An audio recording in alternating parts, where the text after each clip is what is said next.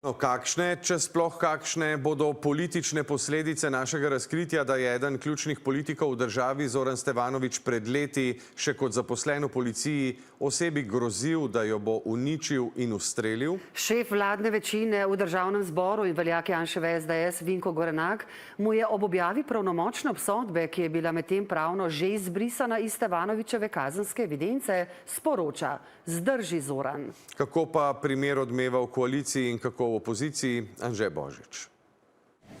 Predsednik državnega zbora danes ob razpisu novembrskih lokalnih volitev, pod katere se je podpisal takole s črkami, ki spominjajo na inicialke njegovega priimka in imena v cirilici, ni bil posebej zgovoren glede svoje stare pravnomočne obsodbe za kaznivo dejanje ogrožanja varnosti.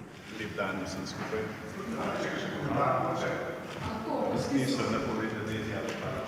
Za pojasnilo glede podpisa smo prosili Stevanovićev kabinet, a nam odgovora še niso poslali. Bolj gostobeseden pa je bil prvak resnice v posebnem video komentarju našega poročanja, ki ga je objavil na družbenih omrežjih. Oni so vse čas govorili, da imamo da imam dve davno zastarani denarni kazni, ki sem jih storil več kot 20 let nazaj, kot tako rekoč otrok. Ena za eno prometno nesrečo, ena zato, ker sem nekaj krepkih besed namenil nekomu, ki sem ga hotel umiriti kot problematičnega človeka. Ker sploh nisem skrival. Vsi se spomnite zgodbe o pikapolomici. Dokumenti iz postopka pridobivanja sodbe sicer kažejo ravno obratno, in sicer, da je Stevanović nasprotoval objavi sodbe o grožnjah. Tako pa je razkrivanje preteklosti odmevalo pri njegovih političnih nasprotnikih. Menimo, da glede na vse, kar je bilo znano in kar še prihaja na površje, da ni primeren za upravljanje na eno izmed najvišjih funkcij v državi.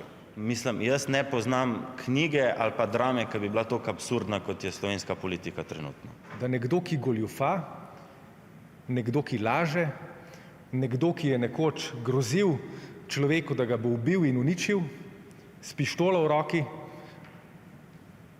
nekdo, ki mu lahko malo, da ne rečemo gangster, pride do vrha državnega zbora, a so to vrednote, ki jih slovenska desnica zagovarja. Vprašanje je ostalo retorično, saj nihče od poslancev koalicijskih SDS, trojčka okoli NSI in demokratov zadeve danes ni želel komentirati pred mikrofoni. Tako pa je iksnil šef vladne večine v parlamentu Vinko Gorenak.